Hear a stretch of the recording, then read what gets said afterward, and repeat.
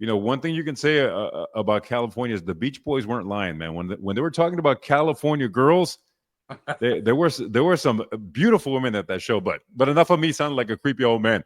Let's move on to Yeah, you're some right. boxing news, and we move on to what we call the main event. And as we've done the last couple of weeks, we've had to go overseas to basically get some of these world title bouts. Things are kind of a little quiet stateside, but we go to Japan. Our main event was Angelo Leo, a guy you're very familiar with as well. Yes. He was up in Japan. He took on Tomoki Kameda and defended his title, and he gets the majority decision win against El Mexicanito Kameda. Tell me what you saw in that particular bout. Well, I mean, El Chinito Angelo Leo, man, from Albuquerque, New Mexico. We saw him score a knockout fight of the year candidate when he knocked out El Venado Lopez in his hometown to win the world title. He's on a 6-fight winning streak ever since he lost to Stephen Fulton. I covered him on Showtime, covered him on Showbox. His experience took over. I think his jab was very important. He landed the better combinations. He was able to outbox and Mexicanito Kameda. I think it was a really good win for him. And, he made a statement. He made a statement in Japan. When you go over there and you win like that, he won clearly. I think it was a good win for him. And, he said he's going to go vacation now in Japan over the summer, Lupina, and he's calling out the monster in a way.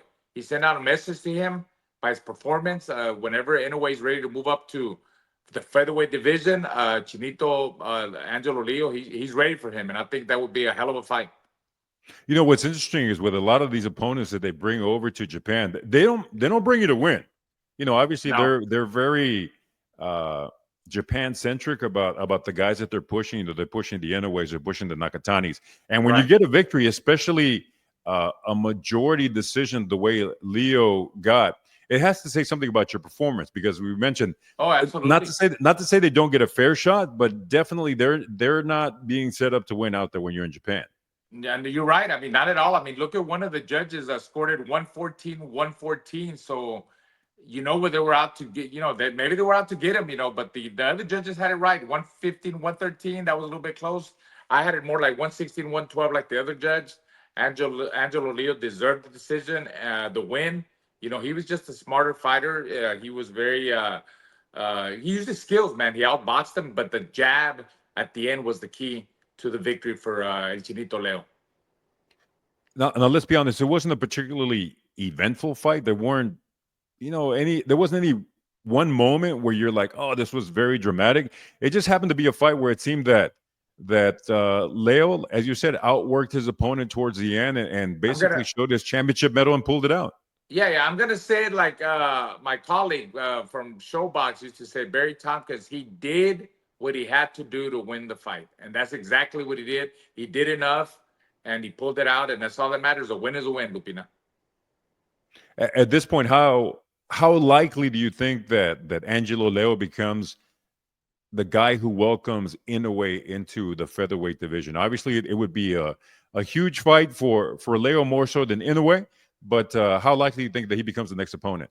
Yeah, I think it's possible. I mean, there's got to be a reason why he went to go fight over there in Japan. I think it was an introduction to the people over there in Japan to get to know him and stuff. I think it's a very possible fight. I mean, you're right. For Angelo Leo, that would be the Super Bowl for him. To fight someone like Inoue. I think it would be a great opportunity. And if that doesn't happen, I mean, there's other possible fights that could happen down the line. I mean, what about another a rematch, another fight with Stephen Fulton? His only loss. He might want to advance that loss. So there's a lot of opportunities out there for Angelo Leo. One note about his opponent, Tomoki Kameda, they call him El Mexicanito because his family, who's very influential there in Osaka, Japan, where the fight took place. I actually did one of his fights here in Osaka probably about 10 years ago. He's a guy to call him El Mexicanito because he really adopted the Mexican culture. He went to train in Mexico City. He wanted to learn the Mexican style of boxing. And the guy actually speaks beautiful Spanish. If you heard him, he speaks it better than you and I do. He really became entrenched in the Mexican culture. So a shout out to him. Hopefully he gets some other opportunities as well. Did he marry a Mexican? I don't believe he married a Mexican. Maybe, perhaps went out on a few dates with a few Right. Mexicans here and there. But There you but go. no, I don't believe he married a Mexican.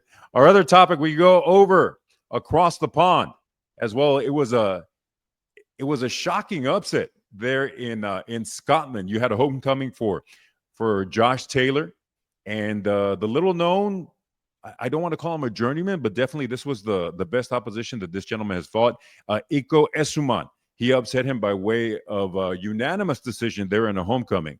And if you get a unanimous decision in the homecoming, that has to tell you exactly what type of performance there was. What did you see? Well, I mean, for Taylor, you got to understand, Lupin. I mean, even though he's 34 years old, I don't know his opponent, Suman, is 36, but Taylor moved up in weight. It was this, he had problems making 140 pounds, so he moved up to the welterweight division. And he's a guy that hasn't been very busy. He's only fought once a year ever since 2020. And he's been in some pretty tough fights, tough wars. Prograis, Catterall, Teofimo Lopez, Ramirez.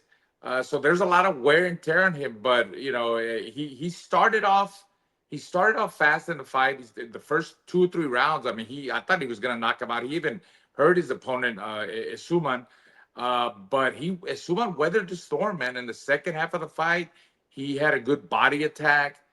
He took some shots. He gave Taylor some shots. I thought it was a very close fight.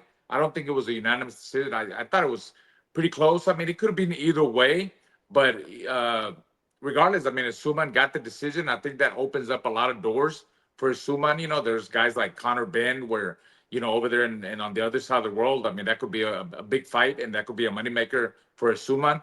And for Taylor, he said he's going to take some time off and really think about what he's going to do with his career. Because he didn't expect that loss. It was a surprising loss for him. And if he comes back, maybe he could get a rematch with Suman. I think he deserves a rematch because he was in the fight. I mean, the fight was back and forth. It was a close fight. Like I said, it could have gone either way. As you mentioned, he started off really strong, and He probably did. right around round 4, there was a steep decline in activity from Taylor. Now the scores are 116, 113, 116, 112, 115, 113. But this is the third loss in a row for Taylor. And when I saw him, no offense to him, but he looked very different. Physically, he looked older. Even his face looked older. His body looked a little bit. Like I said, maybe I mean, that might have been the move up in weight. But what do you think is next for him? It might be the wear and tear, man. I mean, like I said, he's been in some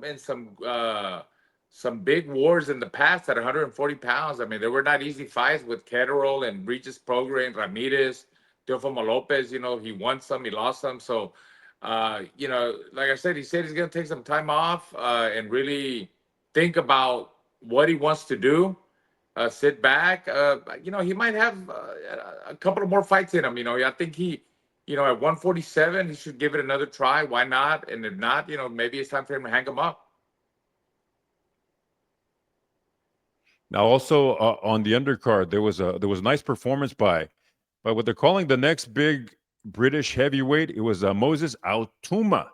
He had a really nice knockout there of Mike Balogun, who he's a journeyman, is a guy who's had some nice wins on some programs, but he's kind of a guy that they bring in to test you out. Let's see what you got at that heavyweight division.